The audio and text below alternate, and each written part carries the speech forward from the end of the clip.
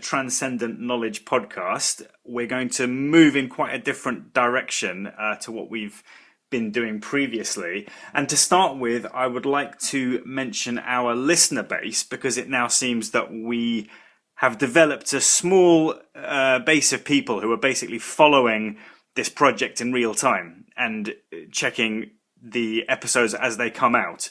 So I just want to mention those people and kind of bring them into the dialogue and just say I would greatly encourage anyone who is listening to this podcast and interested in the subject matter to please get involved and either comment or on the videos. Let us know what you think about it, and if there's any additional topic areas that we haven't mentioned yet that you would like us to cover, please do so.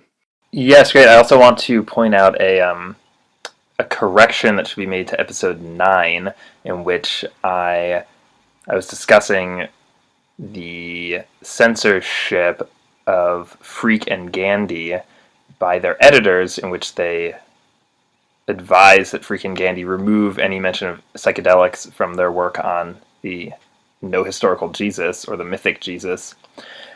And I had attributed that as a rumor, when really I should have attributed it to Michael Hoffman. He reminded me that he is the sole source of that, and has posted an account at my blog on the posting in which I announced the episode 9 podcast.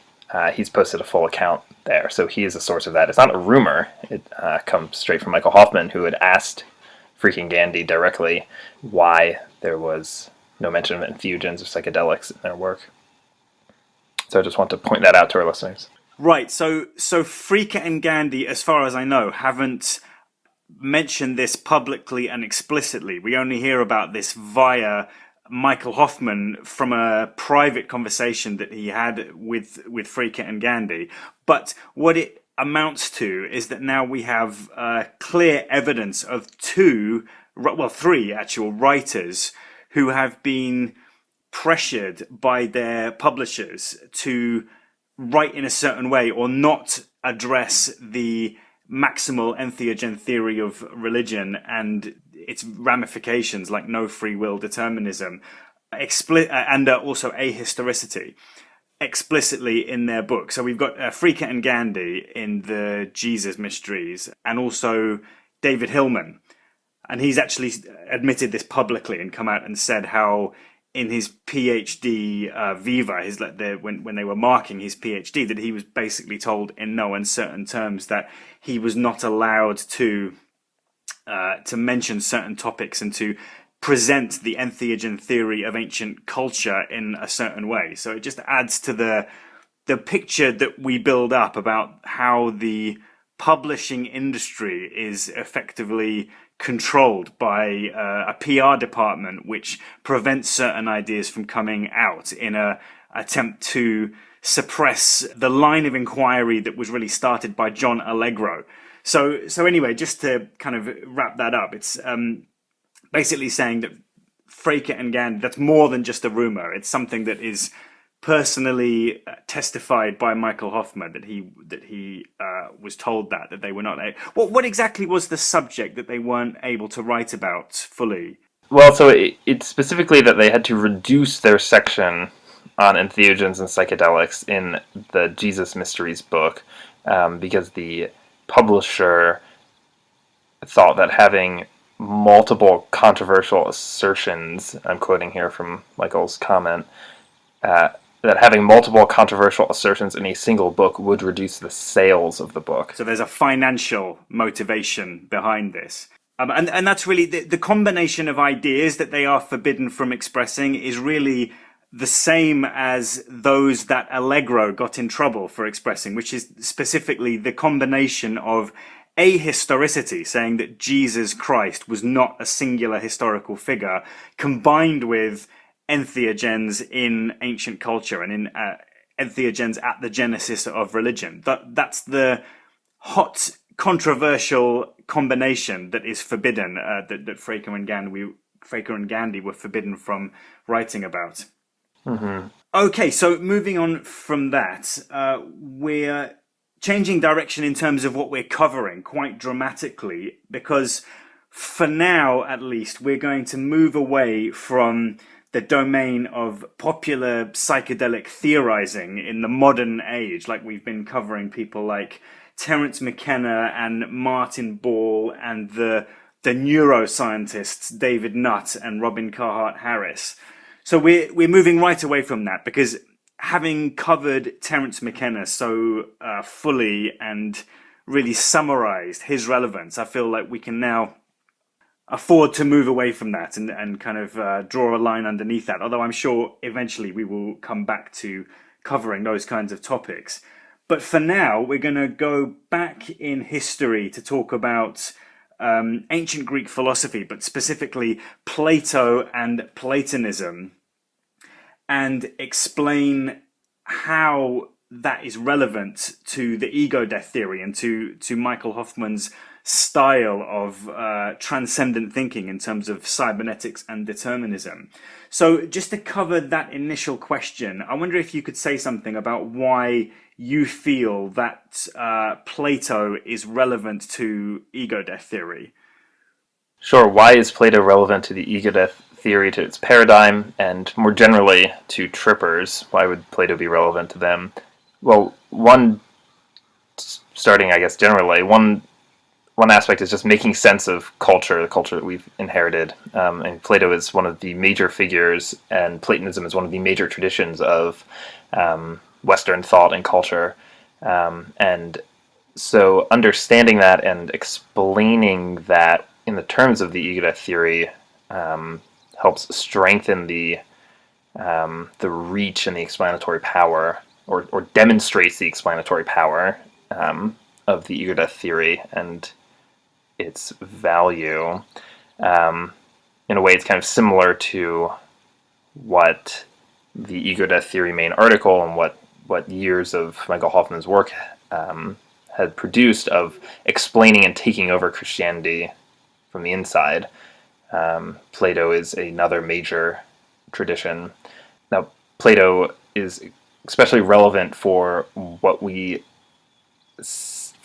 the field of philosophy still to this day. He's the one who really, in the 5th century, 4th century BC, set the terms, the scope, the typical questions, typical method for philosophy as still practiced today as an academic discipline and as taught to numerous students around the world. Plato is, I think, a normal introductory figure to philosophy, usually read at the very beginning of typical introductory courses and featured in typical introductory books.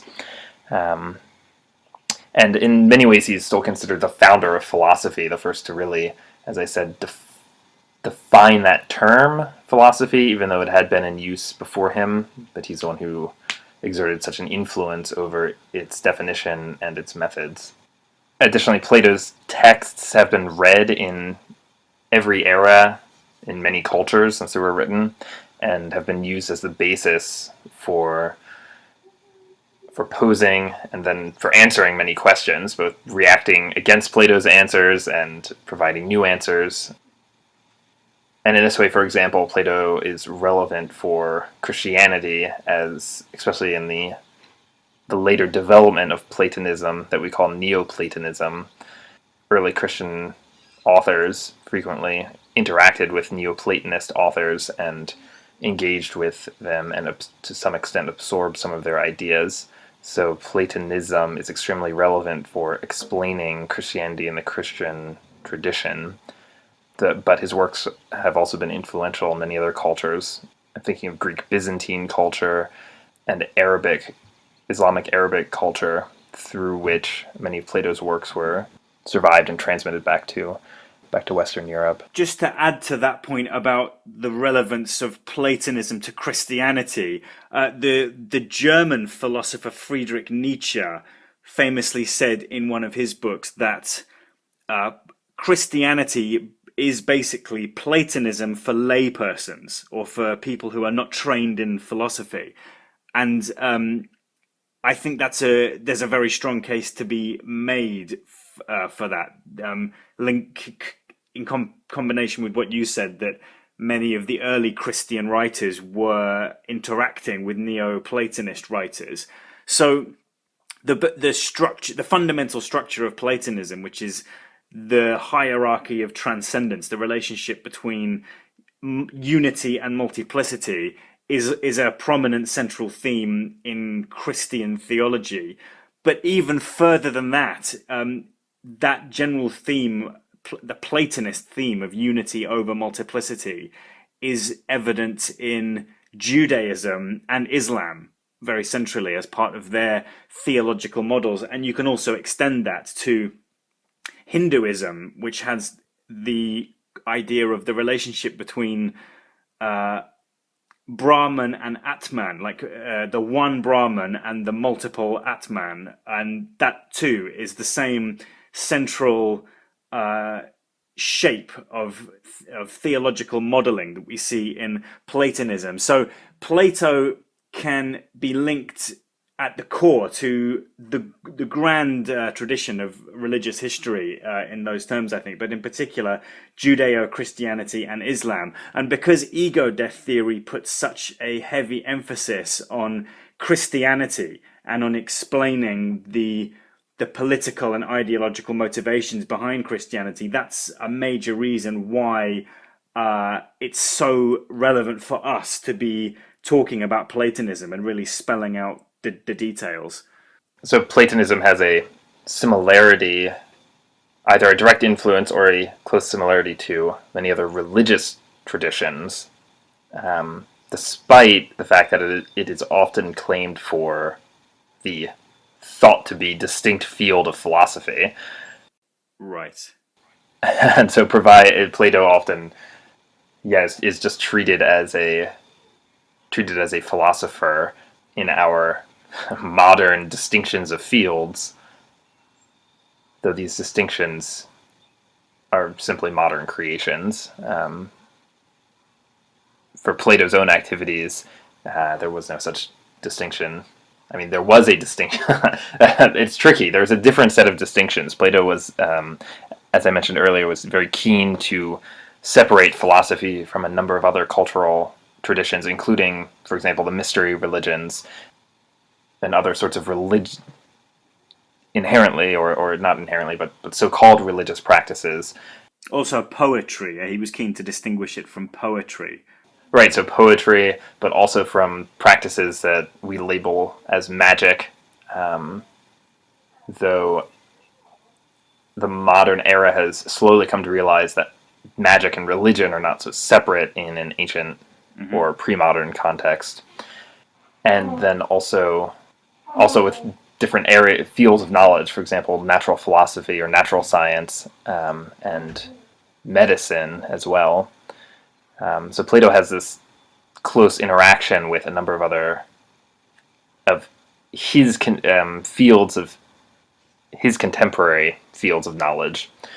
But in the modern era, one thing that I suppose this is slightly related to the pop psychedelia critiques that we've been doing is that Plato is usually claimed for philosophy as a distinct discipline from other areas, when in fact we will see that, well, as you've pointed out, there's a number of overlaps with various religious traditions and, in fact, direct influence on that. Now, that's of course known, that's of course acknowledged, but we're talking about the general associations, and I'd say Plato is generally associated with philosophy and kept separate from those other fields.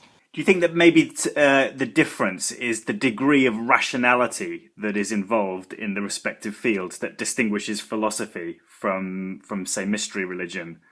Yes, I agree. Plato is very keen to make that distinction, in fact, that what he promoted was a rationality-oriented or reason-based or more rationality-oriented and reason-based system of experiencing and interpreting ego death and its related dynamics, related experiences, than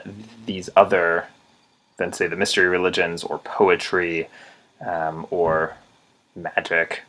Right. And so, no, you're quite right. This exercise of reason is a defining characteristic of Platonism that uses as a weapon against the other the other competing systems of his day. He has a very it becomes when you read his writings with the idea that he is in competition with many other cultural forces, it becomes very clear that he uses rationality, for example, against these other sources, these other cultural forces. So do you think when Socrates is debating with the other characters in the dialogues, it's a competition of who can be the most rational?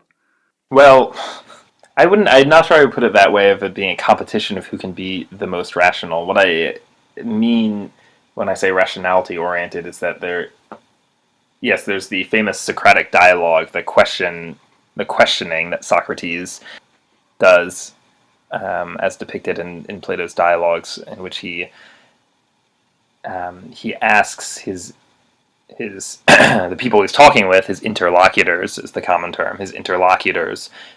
He asks them to clarify what they're saying. He asks them questions that are designed to bring out something that's implicit in what they're saying. He asks them questions in order to make obvious kind of logical contradictions in their argument. Right. And so in that sense, yes, there's this sort of combative. Now, Socrates usually presents it as, well, we're on a collective search here for what is true, and that we can use reason to get there or attempt to get there. I mean, there are a number of dialogues where, in fact, the characters in them, Socrates and his interlocutors, do not, in fact, reach any agreement, or Socrates himself isn't even satisfied with the answers they've come to, and the dialogue just kind of peters out or ends Right. on that note. So there's certainly a heavy emphasis in the exercise of reason and in the questioning of poets, of prophets, of public rhetoricians, of soldiers, of generals, of political theorists, of other philosophers, and of using questioning and logic to expose errors among contradictions in those people's statements, and then more positively to build up a true or truthful or something similar to the truth argument. This is how it's presented. That what Socrates is working on building in some of the dialogues in which he does state positive viewpoints and not just deconstruct his opponents or his interlocutors' ideas. Right. So there's a destructive and a constructive element to the dialogues. Yes, in fact, certain dialogues only have a deconstructive element. These are usually the shorter ones in which Socrates is depicted speaking with usually one other person about and asking them what they think about a topic that they claim to be an expert in. So an example of this is the dialogue called Euthyphro, named after Socrates' interlocutor, and this is a famous kind of first reading in philosophy, in which Euthyphro is a prophet and claims to have expert knowledge in divine matters. And so Socrates ends up engaging him in a conversation about what is piety, but it becomes clear that Euthyphro doesn't have an answer that he can give that holds up to Socrates' questioning. But Euthyphro becomes uncomfortable at this eventually, and the dialogue ends with him having to go off somewhere else for an important appointment, leaving Socrates still in a state of questioning. But I should add here, while talking about Socrates, the famous Socratic irony, which is a Greek term originally, ironia, and attributed to Socrates by his interlocutors often, in which they're never certain if Socrates is playing with them and joking with them, whether he's making arguments that he asserts that he's making arguments that he believes in at various points, but his interlocutors are never quite certain what he's doing, and they complain of this sometimes. So there's one way of reading Plato's dialogues in which Socrates is a jokester figure, and this fits very well in some ways with a Michael Hoffman ego-death approach, in which religion, myth, metaphor, theology is in some way all a giant joke, a playful joking and double entendre speak Metaphors piled on top of metaphors. Metaphors on metaphors, yes, exactly. So that there's and this playful joking in religious speak and philosophical speak is meant to. It's ultimately a joke on the outsiders who don't grasp ego death, cybernetic eternalism, but are still free will moralists in the ordinary state, or who haven't grasped the truth of all that. And so the words are, the playful joking words are meant as a deliberate contrast between the two modes, between the free will moralist ego ordinary state and the no free will eternalist ego death state. Right. So are you saying that a non-initiate would read it and interpret it one way, and an initiate would interpret it a different way? Yeah, I think that the dialogues are written that way, just as other religious texts are written that way. Right, because Michael Hoffman has said that he's fully claimed that about Christianity and the Bible, that it's meant to be interpreted on one level by non-initiates and on a different level by initiates, and it plays around with the dynamic of switching between the two. So, in fact, Aristotle, Plato's student, in some of his surviving writings in the Physics, refers to Plato's unwritten teachings. Now, it seems that, I think this is an indication here that we, there are public teachings and there are private teachings for the students. Now, the implication is that the unwritten doctrines were transmitted orally by Plato; they were never written down. Right. And that they were taught only to members of his school, or taught in public, or may have been revealed, for example, may have been taught in. I don't know if it means that they were taught in public lectures or not. But do you think that it might be a reference to non-verbal teachings in the sense of entheogenic initiation, rather than just some other verbal theory? Yeah, I suppose that's possible, and we'd need to look at the Aristotle passage again to see if he expands upon this, what this means. Now, I do know that this unwritten teachings things was later said to be a verbal doctrine. Right. And this is by Neoplatonists, and this had a strong influence on later Neoplatonists. We're perhaps getting ahead of ourselves a little bit, but in which Plato formally identified the form of the good with the form of the one, or with the one, the fundamental basis of all reality. So making that identification explicit, which is something that the later Neoplatonists, like Plotinus, etc., do, but that Plato in his dialogues does not make explicit. So it's unclear when this tradition came about, that the unwritten doctrine was this thing that happened to correspond precisely with Neoplatonist doctrine.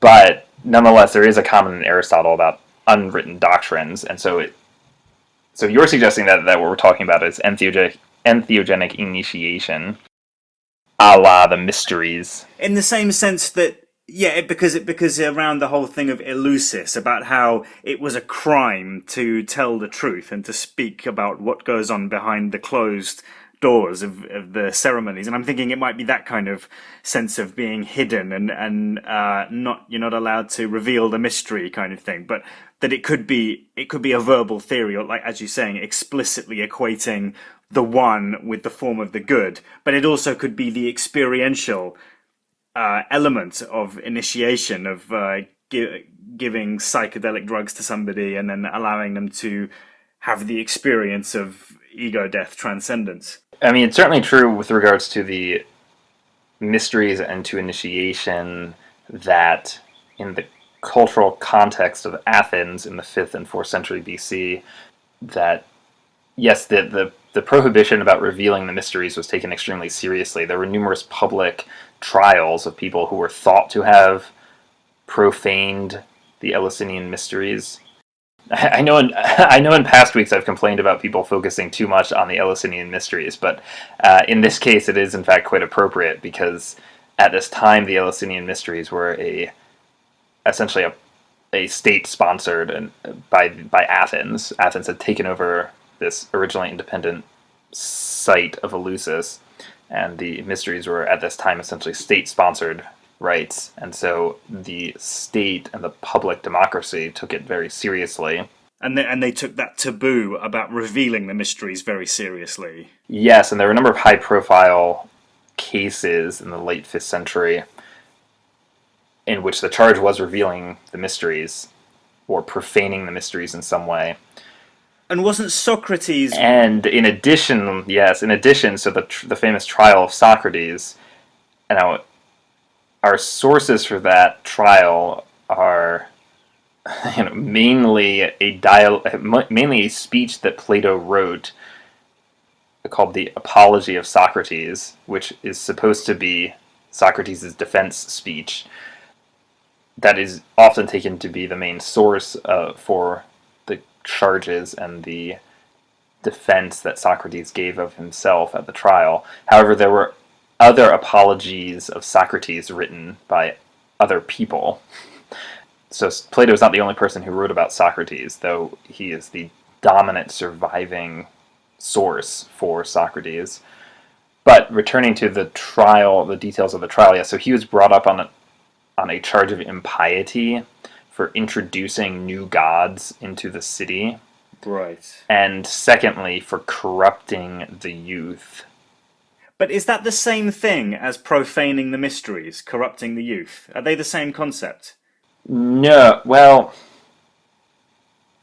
I think that with the focus on initiation that we have coming from the ego-death paradigm, we can easily see that, we can easily interpret it that way and see that that's what's implied here, that Socrates is working outside of official channels and discussing, revealing the truth about eternalism and cybernetic ego-death to the youth. It seems that, but there's also an element here that many of Socrates' students were involved in a oligarchic government, a rather extremely violent oligarchic government, which took over Athens in, I think, 404 BC. There's a number of these oligarchic kind of coups that happen in the late 5th century in Athens. This one was called the 30. Well, called at the time the 30. There were 30 people who were put in charge of the Athenian state, and they were put there by the Spartans, who had defeated Athens in war.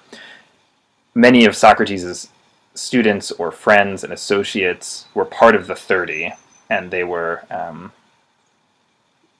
they took to purging their enemies and were eventually overthrown by democratic resistance.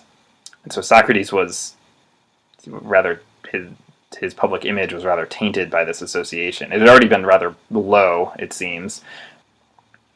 He was already regarded as a kind of strange character, even a sorcerer. But this association with this violent oligarchy, so this whole corrupting the youth seems to be related to those political upheavals as well, that Socrates was associated with these people, these oligarchs within Athens. So would you say that the concept of corrupting the youth has a psychedelic initiatory interpretation and a political interpretation? Do you think they're related to each other at all?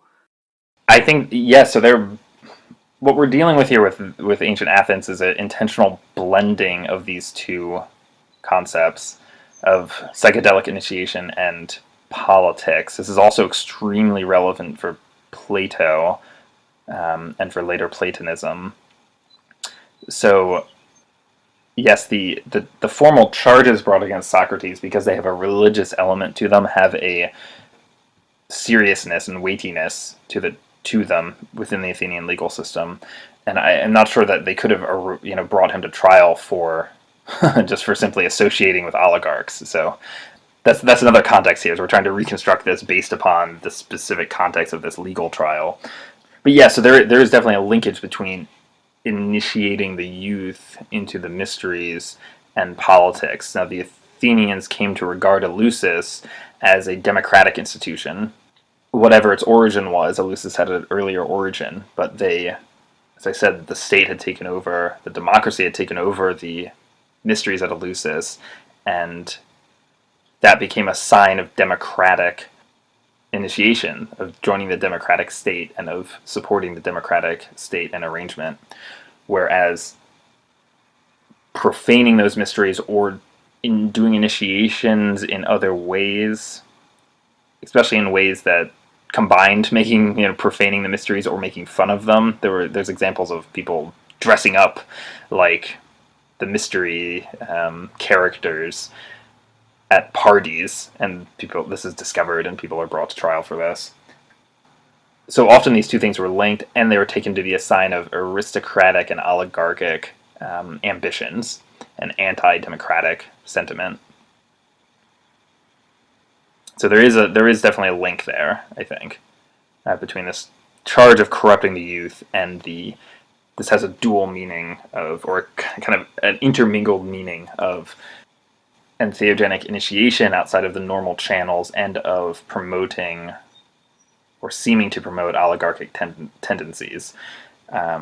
It's of course very hard to tell what, if anything, the historical Socrates, and there's almost, in our context, of the ego death theory, there's almost a scare quotes around historical Socrates. Right. What he actually promoted, given that he wrote nothing, and we only have works. We primarily have works written by his students who were eager to defend him. So in many ways, Plato is sanitizing Socrates and sanitizing his ambitions. This is one profitable way of looking at Plato's works. You begin, again, as I said earlier, if you look at Plato's works with the idea that he is defending Socrates, many of them make a certain amount of sense, and you can start to see the enemies that Plato is defending Socrates against, or see the competing interpretations of Socrates, which Plato is working, the kind of cultural associations of who was Socrates and what did he do. Plato is working against them. But this is part of the larger context that we have to kind of imagine and reconstruct in our heads that we're lacking. I mean, this is all historical reconstruction that we're engaging in with some of these questions. So there's a limit to how certain we can be and how literally we can take all of this.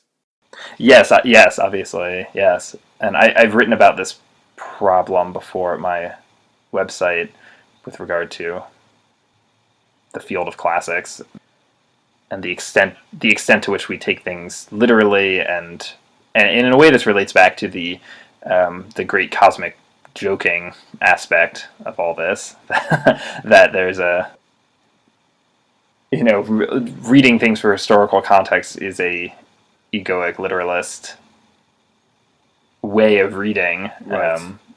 Whereas taking things as completely non-literal and is a more properly eternalist. The trick I've always found, or the tricky thing that I've found with working with pre-modern texts, is precisely the way that those are intermingled and deliberately, the two systems are deliberately put against each other and mixed together. And I mean, this even applies to modern era things, I think, like thinking of the rock lyrics or something like that. And that it's really with the ego death theory that we are able to, hold on to a clear understanding of both the literal and the non-literal metaphorical side to all of these pre-ego death theory topics. That the ego death theory does such work of separating out the metaphorical side to these things, and does such work isolating the altered state dynamics as altered state dynamics and not in relation to real world life and mundane timelines of people and historical events. The ego death theory does such work there, and so helpfully isolates the altered state dynamics on their own, that earlier systems didn't achieve. They either weren't interested or they simply failed at achieving that separation, in my experience. They don't make a clear enough distinction between metaphor and literalism. Yes, and yes. In fact, as I said, in many of it, either there's an unconscious blending in some cases, or in the more masterful creators of the systems, or the interpreters of the systems, or the authors, or whatever, there is a deliberate intermixing for the enjoyment of the enlightened participant at seeing the two modes contrasted, at reading with the non-initiated mindset and with the initiated mindset, having a clear understanding of both of those and reading together. But it seems that there's a complete absence of an explicit acknowledgement of this distinction between metaphorical and literal. Is that right? I mean, it seems like all that there was in that cultural milieu of ancient Greece was metaphor, and no. It seems like Michael Hoffman is the first person to give explicit awareness of the distinction. Well, it's tricky because we speak in terms of initiated and non-initiated, and that is a distinction that we take from Greece, from Christianity, from pre-modern religious traditions, and so that distinction has a meaning for us of, do you get the altered state dynamics or not? That in the earlier context, it has that meaning, and then it also has a social context of, have you been initiated into the society? Once you pass through the initiation rituals, then your status is changed, your social status is changed, and so there is a blending there. I mean, they talk about not revealing things to the outsiders. Well, what does that mean in a culture in which initiation was, the access to the altered state was easily on hand, was not tabooed and kept off from the majority of people? What does it mean to be an outsider in that context? And in some cases, it's an outsider to understanding the specific metaphorical system that a religion or author has created. I think that's one way to approach it, that you're an outsider until you're able to grasp, say, what the mysteries of Eleusis are referring to, how that metaphorical system of the goddess Demeter, her daughter Persephone, who is abducted to the underworld, but who returns for part of the year when the grain is growing. How does that metaphorical system map onto the experiential insights of cybernetic ego death? And then, as opposed to, say, a different setup, say Dionysus, the myths around Dionysus have a different set of metaphors. Then similarly, Plato has his own set of metaphors and ways of talking about the altered state. I don't want to wander away from the topic too much. So what we're talking about then is to what extent are there actually outsiders in this culture, outsiders to entheogenic knowledge? You mentioned that the entheogenic sacrament was on hand and easy to access. So therefore, what does it mean to speak of outsiders in that culture? But what I'm also wondering is, was there any attempt in that culture to protect it from the youth in terms of young people, like people of a low age? Yes. In the same way that in the modern culture we protect young people from sexuality and also from alcohol intoxication by putting those two things behind a barrier of, you have to be past a certain age before you can be exposed to it. Like, we don't let people drink alcohol before they're a certain age. Was there that dynamic in ancient Greek culture? Yes, I believe that. Yes, there is. I mean, you have to be a certain age to be. Well, there are different rites of passage in ancient Greek culture, and so I believe that, yes, the children would have been kept separate from. They would not have been allowed to ingest the entheogens. Right. So was there an age limit? Was there an age limit on Eleusinian mystery initiation? Was there a specific? That's a good question. I don't know if we know that specifically. That's a good question. I would need to do more research on that. I haven't thought to look for what the age limit or the age of entrance is in Eleusis. So that should be easily discoverable if we have that knowledge. I mean, this is the other problem.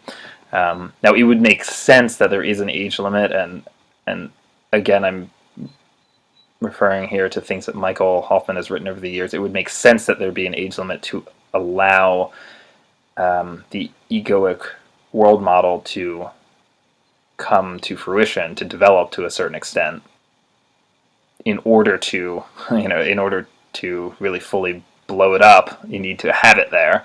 So that the whole intense drama of ego death can actually take place in the first place. Yes, yes. And there's another sense, too, in which, when we talk about outsiders and insiders, there's another sense, too, especially in Athens, that the political arrangement of democracy suggests inherently that each individual person, and remember in Athens we were talking about a direct democracy and majority rule. It's not a parliamentary system. It's not a representative system. There are there's a few elected positions, but for the most part, most decisions are made by simple majority of all citizens who show up to vote that day. So each citizen is in that system is, each citizen is in some way is an agent, is a decision-making agent. Politically, that's an important idea or concept for the democracy to hold on to. And so publicly, this is perhaps why profaning the mysteries in Athens became such a strong legal and cultural taboo, that revealing eternalism could very easily, that was a threat politically to the agency of citizens and to the whole setup of the democracy. And so the democracy is in a way predicated upon this imagined agency of preserving some sort of egoic style agency in some form. Not actually, I shouldn't say preserving it, that's not quite the right way, but of imagining that each citizen is a decision-making agent. Whereas, you say in an oligarchy, there's a limited amount of people who are permitted, who are ordained to be the decision makers in the society, who have specialized knowledge, who have specialized experiences, who have specialized backgrounds, even just family backgrounds. So are you saying there was a tension between oligarchy and democracy? Yes, there absolutely was. And Plato in general, his political theorizing is seen to come down on the side of oligarchy for the most part, or some form of enlightened monarchy, it's often described. The philosopher kings. The so-called philosopher kings. Now this is a whole another huge topic, and this is in fact, speaking of metaphors and blending of metaphors, this comes from the Republic.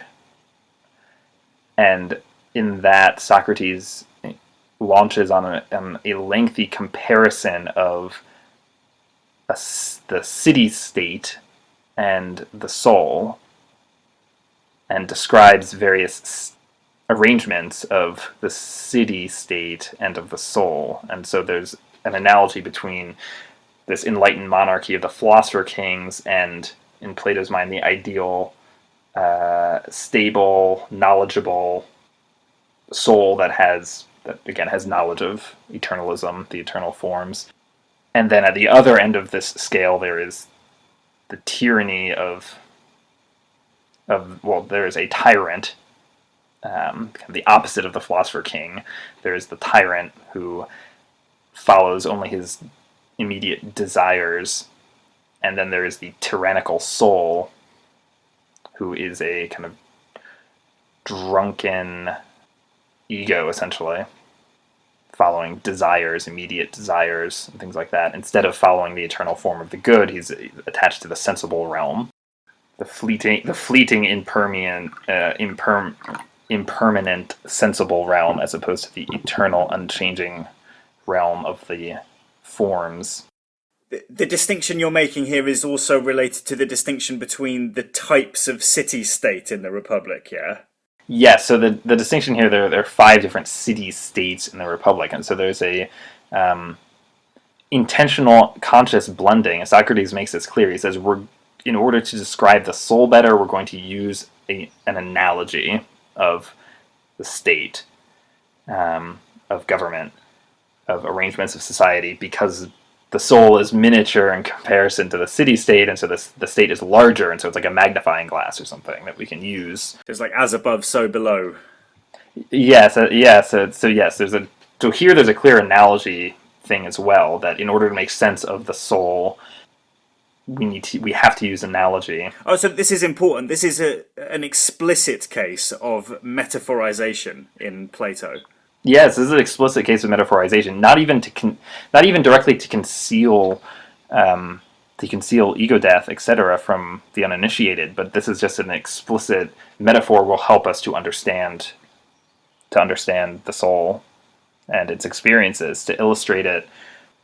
And it's always been, I don't know, funny to me that so many people take Plato's suggestions seriously about politics when Socrates says it directly, that this is merely an analogy for the soul. And it seems to me that oftentimes I see people reading it. Again, it's this typical flattening out of the modern era of the ordinary state, I suppose. I say the modern era just simply because it is characterized by the official dominance of the ordinary state. But a typical flattening out that is characteristic of ordinary state reading, which oftentimes I've read the discussions of the political aspects of the Republic with no mention of the cybernetic aspects of the soul.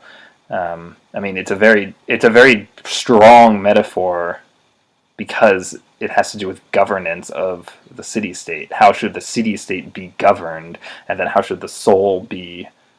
How should governance and control in the soul work? How should we imagine its arrangement? What is the best arrangement? So I think with this playful, joking attitude in mind, it becomes an open question of to what extent is this serious, that Plato thinks that there ought to be that his ideal city as described with the philosopher kings, the guardian class, and the worker class. To what extent does he think that this should be put into practice, or could be put into practice in the real mundane world? It's unclear to me how serious he is about that, considering that it is explicitly an analogy for the soul. So he wouldn't have thought the analogy would go that far as to actually be applicable to real society. I think there's always I don't know. It seems that there's always a fallback, and this may be in fact be a product of the social political taboos. Like, oh, I'm not promoting oligarchy in any way. It's simply an analogy. Now I say it's an open. I say that it always seems to me to be an open question. Though I should qualify that because we have been talking about the intentional blending of these things in ancient society, and so I think this is why it is difficult. It's always been difficult for me to decide, because there is that intentional blending, and so to a large extent, a lot of Plato's societal and ethical recommendations are based around his interpretation of altered state dynamics and of how the soul ought to be arranged. So the philosopher kings, he says, should be in charge because they are the only ones who have clear understanding and knowledge of the abstract, eternalistic world of the forms, the perfect, unchanging supra beings that lie behind the sensible world. So they should be in charge because they're the only ones who understand true reality. True virtue. Yes, and therefore true virtue and true ethics, because there is, in Plato's setup, there are the different virtues and ethics have a unmutable, unchanging pattern or ideal somewhere to which the good person or the virtuous person will model themselves after that unchanging form and pattern themselves after that. Which of course sounds very much like the the unchanging ground of being, the unchanging block universe, in which the good person, the person who has knowledge of that, models themselves after and gets rid of their superfluous ego. Whereas the bad person is the person who does not understand that. There's some meaning play there on the terms good and bad. That a virtuous person, a good person, is one who understands eternalism, and a bad person is one who does not. But the good people are suitable for the role of leader, whereas the bad people are bad candidates for leaders, according to the political interpretation. Yes, yes, and so there's a play there on. You can see again this play on free will moralism, in which good and bad have different meanings than the eternalism definition of good and bad. The eternalism altered state is simply good is knowledge and conform with the eternalistic block universe. Bad is is no knowledge of that and not conforming with that, or not sufficient knowledge of that. Whereas in the free will world, good means, well, a number of conventional actions defined as good, and bad means conventional actions defined as bad, as wrong by whatever ethical standard happens to be in favor.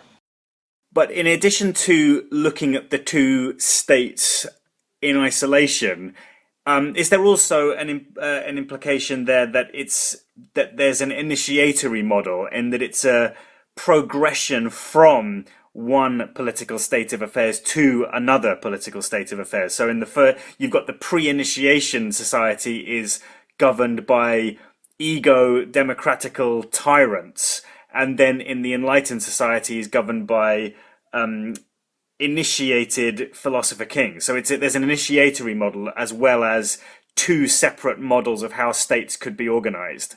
Yes, the philosopher kings are described as having gone through certain sorts of education and initiation into the eternal world of the forms, and education in various other matters. So in that sense, they are the initiated elite. Right. Whereas the kind of the tyrant has it's interesting because it's not that the tyrant in this case has no access to the altered state, but in the way that which I don't think Plato would assume to be. Plato instead says that the tyrant or the tyrannical soul has a malformed understanding of the altered state. In fact, he uses all these if you read the passage there in the Republic, he describes the tyrannical soul with a lot of metaphors, and a lot of metaphors drawn from the symposium drinking parties, which were a common part of especially elite Athenian culture, at which mixed wine and theogenic psychedelic wine was consumed. And so the tyrant is described as a kind of wild figure at one of these drinking parties, and who has drunk too much of the mixed wine and is out of control. Oh, right. So it's interesting. It's not that the tyrant is uninitiated to the altered state. The tyrant is uninitiated to the proper interpretation of the altered state as described by Plato. Right, because this starts to sound a lot like Michael Hoffman's characterization of Christianity as a political rebuttal to Caesarian honor-shame hierarchy. So it's transition from Caesarian honor-shame hierarchy to the Christian version of egalitarianism.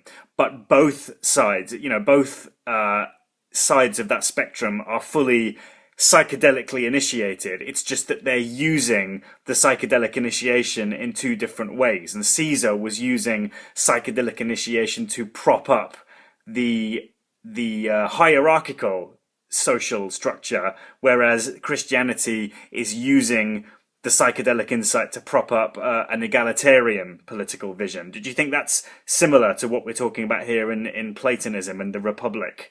I do think it's similar in that that both Christianity and the Roman imperial hierarchical religion were altered state based.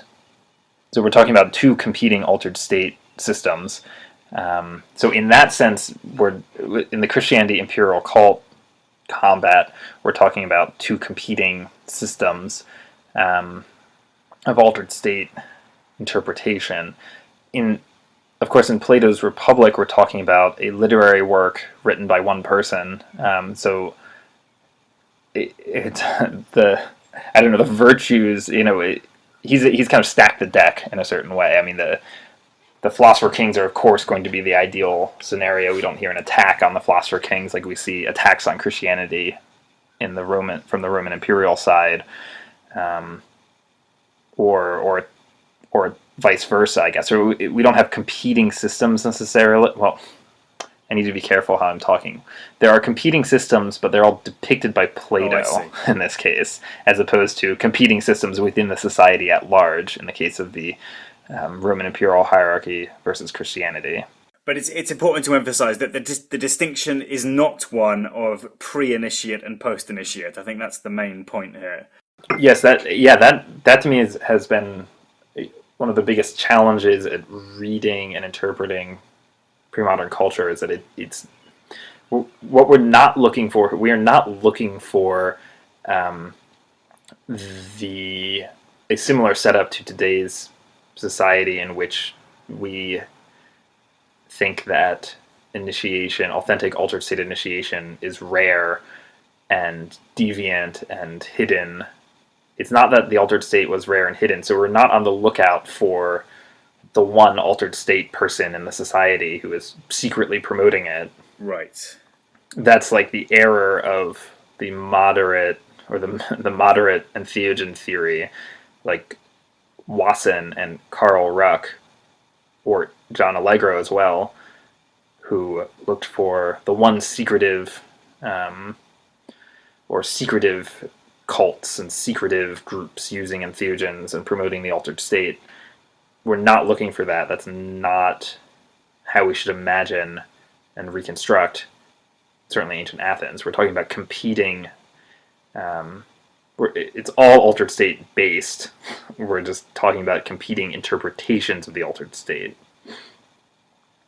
So to take a more society-based example of what you're saying, I mean, we could refer to what we were just talking about, where the democracy has a certain way of initiating youths and introducing them to the altered state and then to society at large.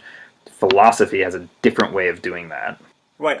I'm struggling to picture this, because I'm thinking of the paintings of Dionysos, which depict grapes very clearly, and they don't have, for example, mushrooms. So what I'm wondering, are you saying that the mistake of interpreting Dionysian mystery ritual as grape alcohol based was not present in that society? It's not present. It's not present in the way I think that we imagine that modern scholars have made that error. It is present in the sense that there is a deliberate, playful obfuscation. Okay.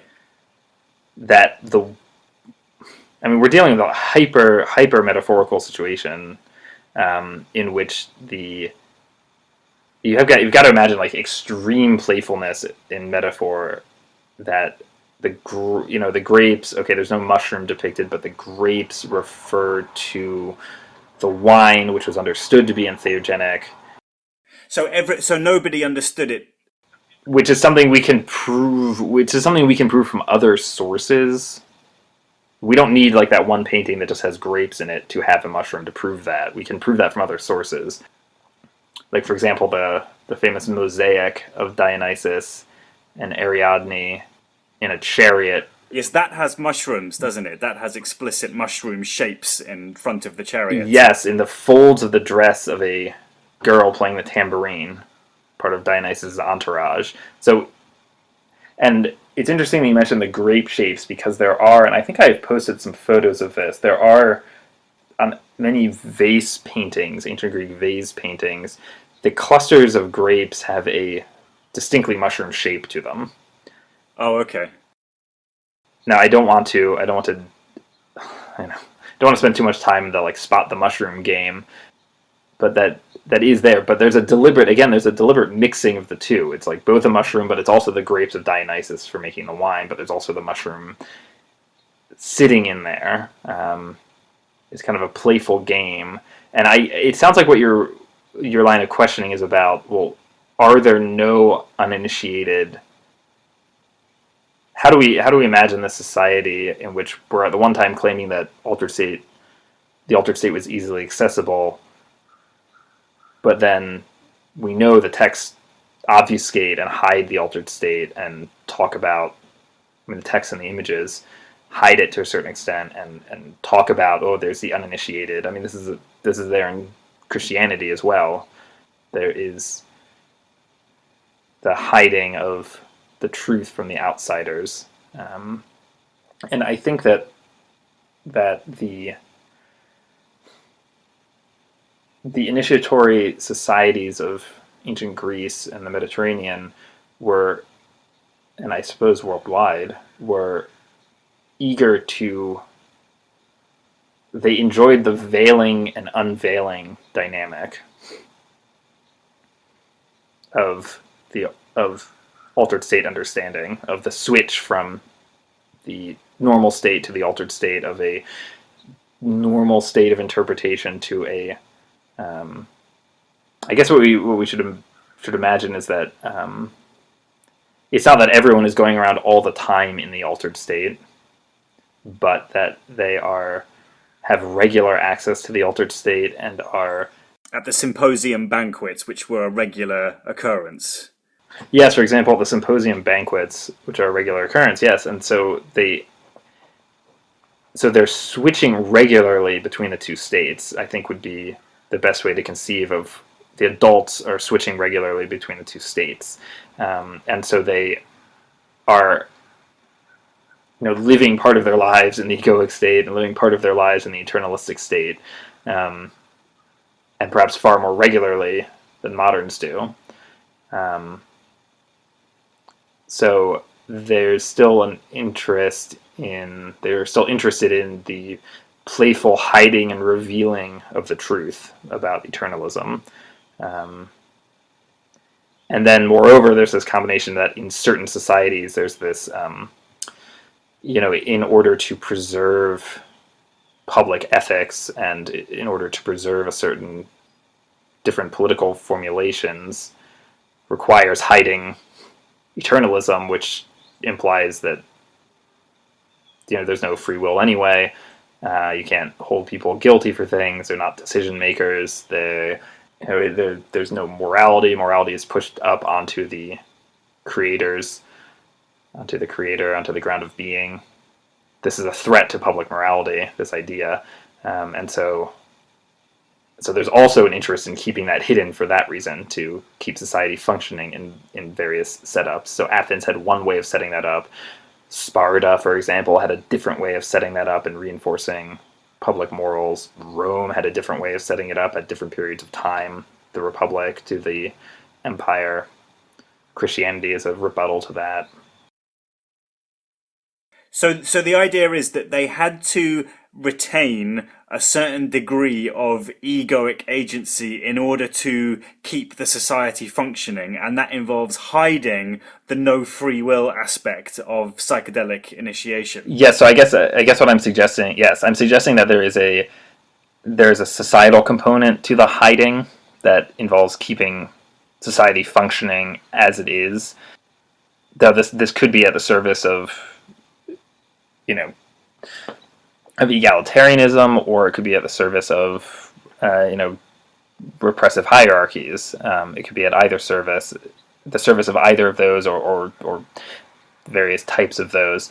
And then, in addition, there's the more altered state oriented reason, which is preserving the unveiling quality of initiation. I mean, they're very concerned with this veiling and unveiling of the switch, of changing interpretations, of getting access to getting access to a hidden truth. That idea is, or an insider truth or something like that, a specialized truth. Even if many people are accessing that in different ways, there's preserving that dynamic, I think, is important in these cultures of ancient Greece, ancient Rome. Because that actually sounds, it sounds like what we've been covering recently in the pop psych domain in talking about Martin Ball versus the neuroscientist versus Terence McKenna and comparing all of those to Michael Hoffman. It's like we're also saying there's a specialist level of interpretation which is ultra radical, extreme, eternalism, no free will, ahistoricity, and that is privileged and superior to these other people like Martin Ball and Terence McKenna, etc., who did a good job, to some extent, a good job of interpreting the altered state, but they didn't get as far as Michael Hoffman has got with this radical ego death theory off to one side. Do you think there's a similar dynamic that we're outlining here in ancient Greek society then? I think that way of putting it is, yes, is especially helpful with looking at Plato, and as I mentioned earlier, keeping in mind the other systems of initiation or systems of altered state interpretation helps clarify a number of of Plato's attitudes. So yes, I do think that applies especially to Plato. Plato in this analogy is the kind of ego death theory to rival interpreters like Martin Ball and Terence McKenna, who we might describe as other philosophers, and against the neuroscientists we might describe as the ancient natural scientists or medical establishment or something like that. Because keep in mind too that ancient medicine heavily involved the use of a variety of drugs, both psychotropic and not psychotropic. Yeah, D.C. Hillman has talked about this kind of thing. Yes, he has. Yeah, and that's in fact well known in mundane, sober classical scholarship. That's one of the interesting dynamics. It's like there's no doubt that ancient medicine was based around the use of drugs, but everything else, it's taboo to talk about. But so yes, so in this analogy, Plato is in. And these other systems are perhaps less in direct competition with each other, whereas Plato is explicitly in competition with the mysteries, with other philosophers, and would say, "Hey, you got it pretty good, but it's not good enough. There are errors in your thinking. It doesn't produce." I would say for Plato, he would criticize the other systems for not producing stability.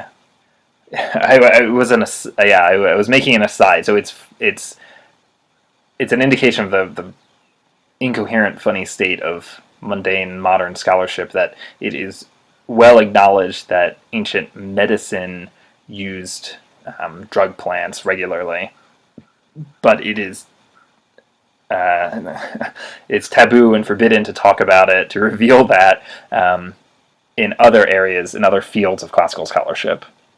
So in my specific area is the literature of ancient Greece and Rome, including Plato's texts, so in that area it is taboo to talk about drug plants and altered state as such, deriving from those. But in the subfield of ancient medicine, which usually the literature people are not reading ancient medical texts, these are viewed as kind of specialized, history of science sort of thing. That's not always true. Some of them do look at it, but for the most part, people are not looking at the medical texts and don't think it has any relation to the literature. So this is just a kind of subtopic here on the incoherence of modern scholarship in that regard. So my wife took a degree in ancient history and archaeology, and she did one course on Eleusis, an Eleusinian mystery cult, and she was in a lecture on this subject of the actual Eleusinian ceremonies, and I think she was asking questions that were loosely oriented around trying to hear about some kind of psychedelic element of the initiation. And the lecturer then stepped in quite bluntly and said it wasn't mushrooms, even though my wife, she hadn't mentioned anything about drugs, but I think she had been making suggestive remarks that pointed in that direction, but with no explicit mention. But then the professor came out, the lecturer, and said it wasn't mushrooms. So negative and explicit at the same time. So I think it indicates that this is known about. It's implicitly that the academic scholars are aware of this, but they face this same pressure that Hillman and Freakout and Gandhi had to succumb to, of hiding. So there's an unspoken knowledge about this, and it can only be expressed if it's couched in negativity and denial. But so the only time you'll ever hear the explicit mention of drug plants is with a minus sign on the front to try and deny this. But the knowledge is there. That's yes, that's a fascinating anecdote. Do you think that among your colleagues in the academy, there's awareness outside of just your own? Do you think that other people around you are on some level aware of the psychedelic element of this cultural questions? Well, certainly the scholars of Karl Ruck's generation and younger, slightly younger, are aware of, they know about the Road to Eleusis, that kind of publicity event of a book by Wasson and Hoffman, Albert Hoffman, and Karl Ruck. Although I speak dismissively there as a publicity event, but some of Karl Ruck's work there is quite good. But primarily on Dionysus, and not primarily on Eleusis, but primarily on Dionysus. Right. Anyway, so they certainly know that. I certainly encountered that. In fact, there's a rather prominent scholar of Greek religion at the university at which I am completing my PhD, and he has spoken of the book as quite interesting, though his scholarship does not make any mention of it. And so a kind of first edition style copy, it was always in our small departmental library that I think had been his, that he had left there. And I can recall actually a small anecdote too that's quite, I was sitting in as a graduate student on his undergraduate class on Greek religion, and one of the undergraduates asked him specifically, did the ancient Greeks take drugs for religious purposes? And he kind of looked quizzical and said, well, I don't really know, and then turned to another graduate student in the room who was also sitting and said, do you know anything about that? And I wondered if I was being pointedly ignored, because it's always unclear to me how much of my supervisors, how many of them, certain of them know directly that I have declared an interest in these subjects, and I wonder to what extent the rest of them know that. So I've always wondered whether he pointedly didn't ask me to say anything. And it's funny how he didn't want to really answer the question himself. Yeah, he said, well, I don't really know about that, and then turned to another graduate student. Of course, this other graduate student knew of my interest as well, and afterwards was like, why did he ask me? Like, it was... Anyway, but this is the sort of like half funny, half sad games that go on in academia. Meanwhile, this poor student, is still left to her own devices to figure it out.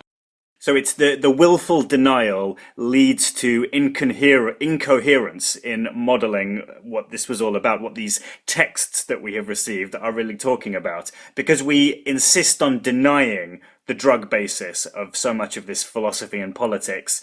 We are doomed to coming up with the incoherent interpretations of the texts. Yes, we are flattening. Yes, it is. We're flattening out the text. So without the drug-based altered state interpretation, we're posing the wrong sorts of questions of these texts, interpreting them in the wrong sort of way, because primarily, well, we're lacking everything.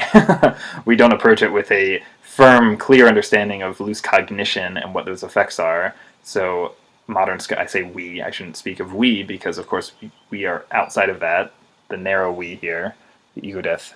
Right, we're talking about the modern we, the zeitgeist. We're talking about the modern academia and wider. I mean, Plato is relevant because people read him outside of academia as well. It's not like some of the other topics that I deal with. Right, so we have a poor understanding of loose cognition and what that means, and so we miss it when Plato refers to loose cognition, or we have a confused understanding of that.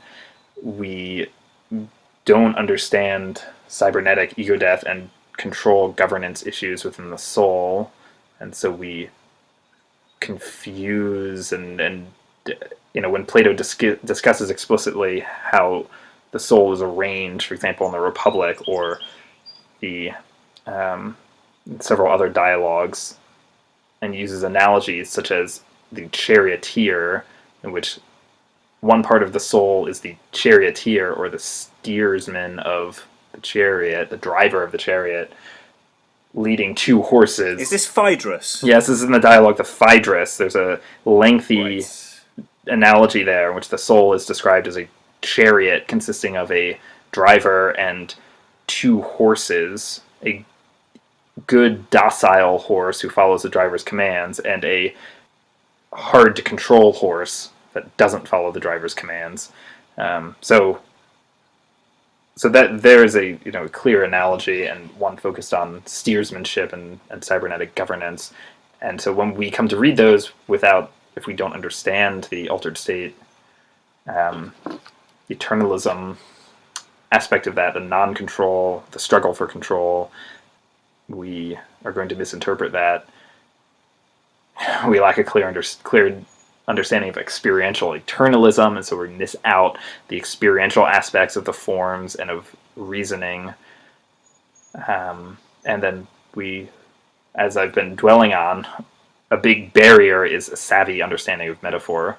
That's a big barrier to interpreting pre-modern texts, and one that I've been so focused on my website is that barrier, that needing that savvy understanding of metaphor. You cannot read them straight, all these pre-modern texts. You've got to both read them the straight, literal, mundane way, and with a playful, metaphorical, eternalist, cybernetic, ego-death understanding. And it's a challenge. But it's also great fun to do. But it's a challenge, but it's what leads to, it's what gets us closer to what Plato meant. It helps reveal what Plato meant. We need that metaphorical reading practice. That's really what we need with the pre-modern texts, is a metaphorical reading practice to really get them. And so in the meantime, modern culture produces these interpretations, these flattened out interpretations, or simply just wrong interpretations of Plato and Platonism. So we've identified two major fallacies or errors which the official paradigm, the official prohibitionist establishment, employs when it tries to interpret Plato's text. One of them is the single state fallacy, in assuming that Plato, what he was saying, the various analogies and philosophical ideas, were only based in the ordinary state of consciousness and didn't have the intense altered state as a valid reference point.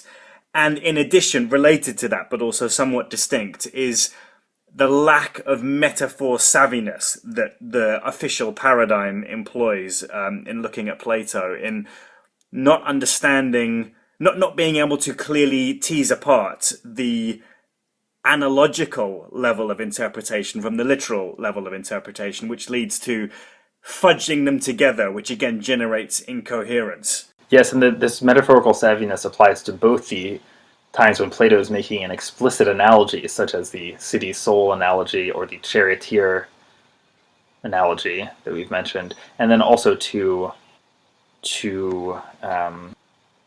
more minor, or not minor, but to the playful and to double entendres. That's what I'm aiming after, to double entendres. So there's, I think, a part in the Republic, and I think I've quoted this, where Socrates says that the person most fit to rule is the person who doesn't want to rule.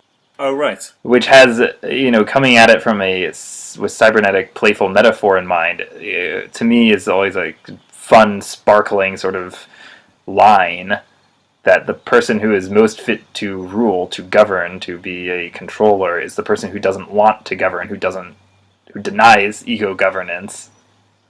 And then that person, by denying ego governance and ego control, becomes, an authorized controller, by recognizing eternalism and the control of the higher state. You become a reconfigured, authorized controller. And then in the social political context, it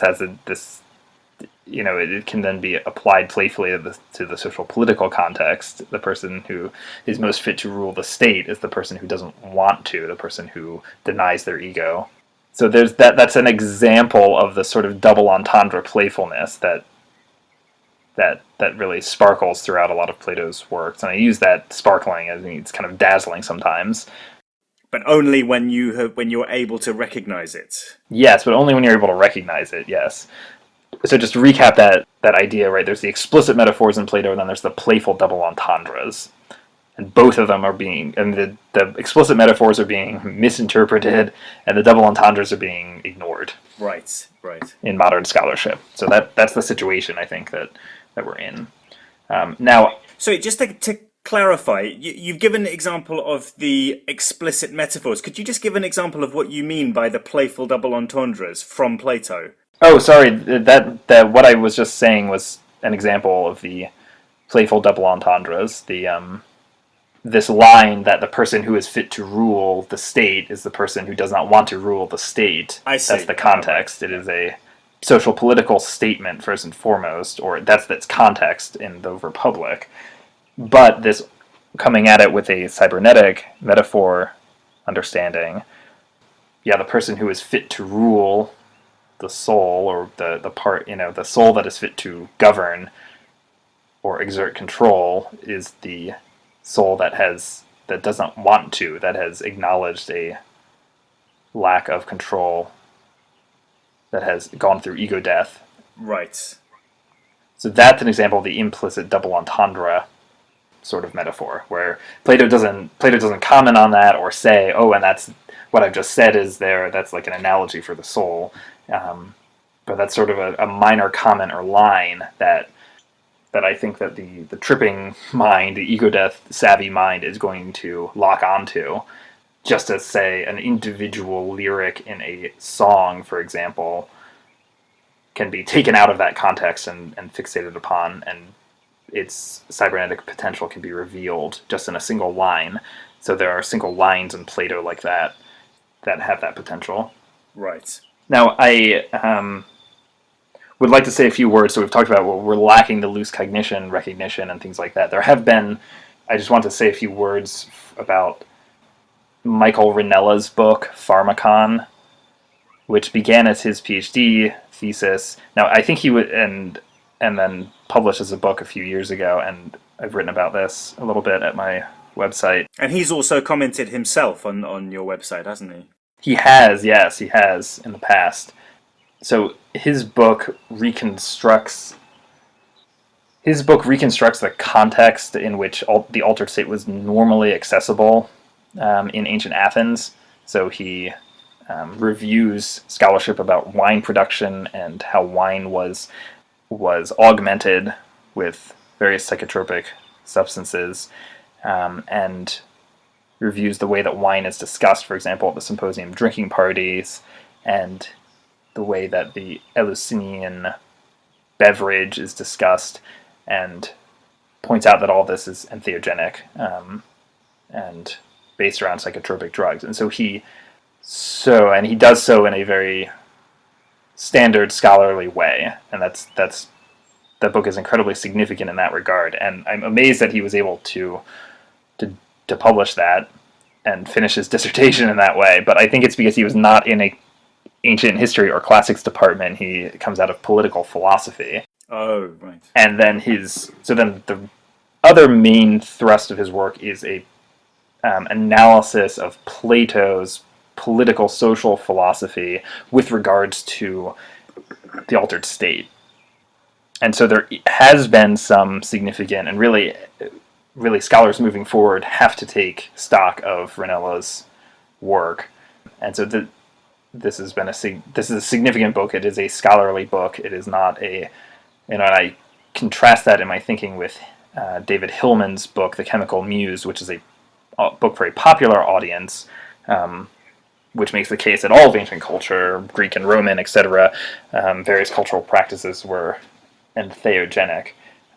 Michael Ranella is the kind of scholarly counterpart for that, more narrowly focused on Athens in the 5th century and how that relates to the work of Plato. I don't necessarily agree with his interpretation of Plato, but it's worth pointing out that the loose cognition has more or less been, we're on very stable footing in terms of normal scholarship, in terms of loose cognition in Plato, thanks to Michael Ranella. Right, so Ranella's work is accepted and within the field of orthodox studies, you're saying that's taken to be a serious book, basically. I don't know what its reception precisely has been amongst scholars. I don't have a good grasp on how often it's been cited recently. I suspect we could actually contact Michael Ranella, and he would have something to say about that. But I know it has received favorable reviews, both in. There's in fact a blurb on the back from a professor, a mainstream philosophy professor, and there's also a blurb on the back from Carl Ruck, who you would expect to promote this sort of book.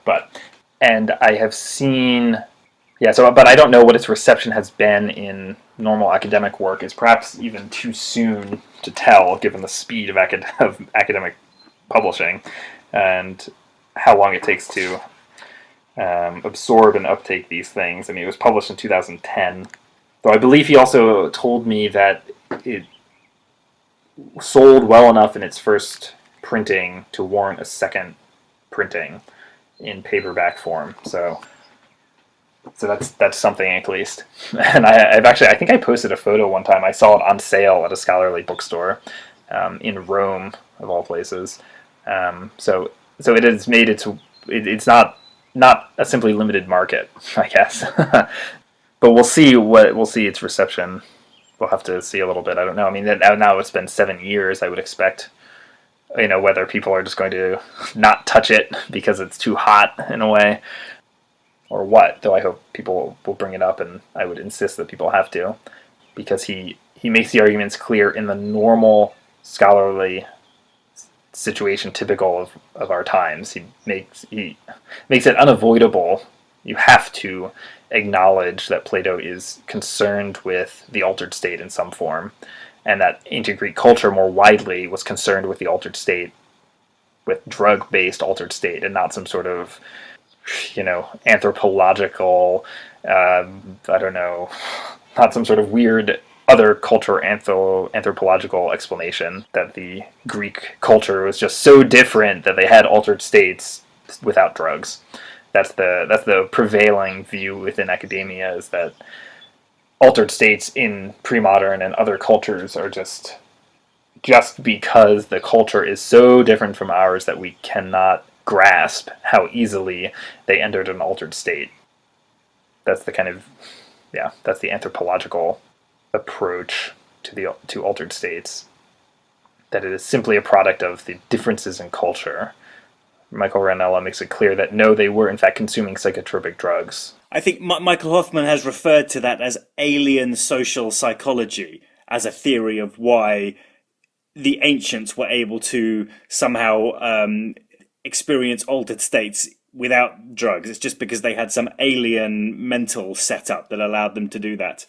When I've found in my experience with mainstream academia and classics studies, ancient studies, that when it's acknowledged that Greek and Roman society or individuals within that society were familiar with altered states, when that is acknowledged, which is not always, some people don't even acknowledge that and just go on interpreting as if they were normal, sober, ordinary state moderns.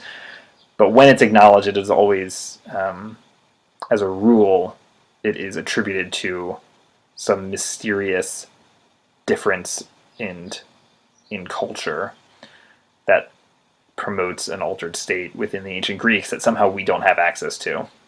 So It's kind of a way of working in the altered state without talking about drugs, which are of course taboo and illegal, and we can't go about making the Greeks into druggies.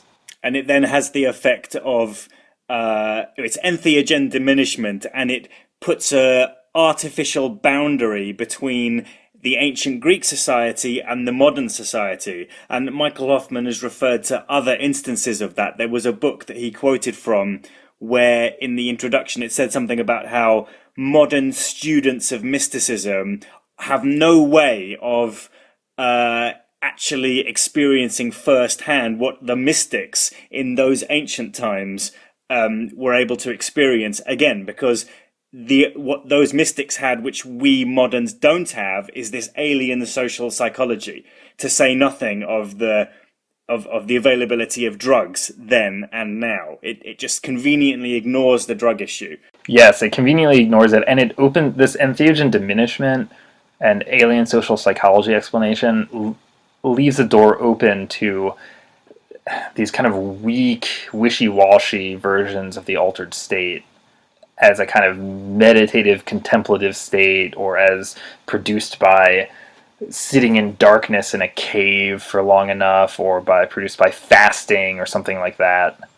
All these kind of anything but drugs explanation.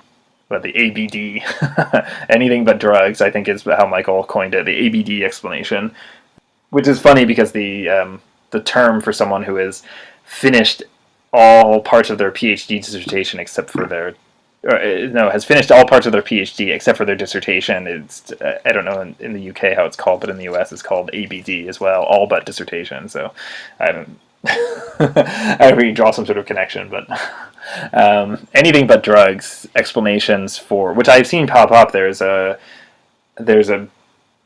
book published by Oxford University on caves and the ancient Greek mind, which is a great example of this anything but drugs explanation. Is that Ustinov? Yeah, Ustinov. Yeah, and I posted a lengthy analysis of her book.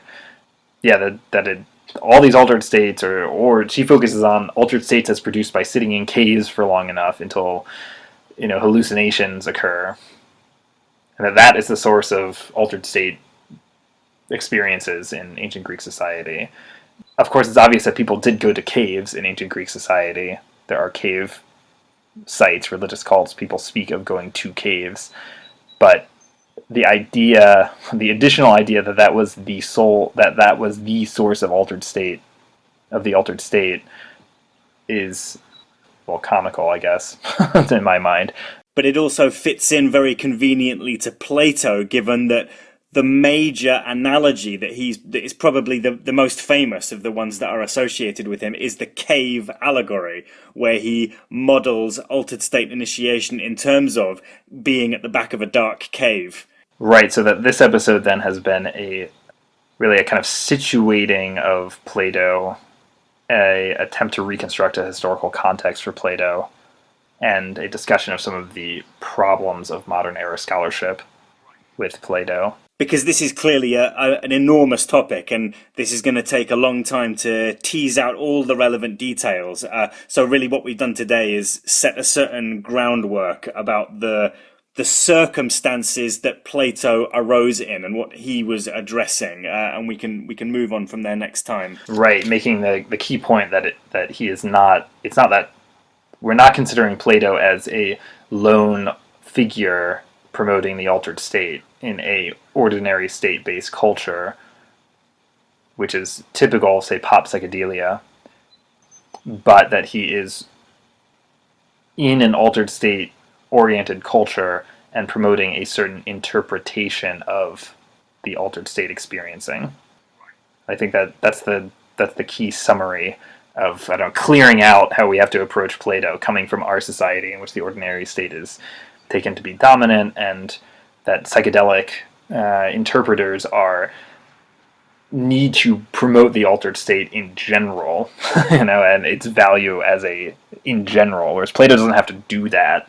That's not something he takes it for granted, because the culture took it for granted, and that the culture also took for granted a metaphorical blending of the ordinary state and the altered state, or a blending or a focus on unveiling and unveiling the altered state, such that it appears, words and images are understood in two different modes and can be interpreted in those two modes simultaneously. I think those are the two main takeaways about loose cognition and about metaphor.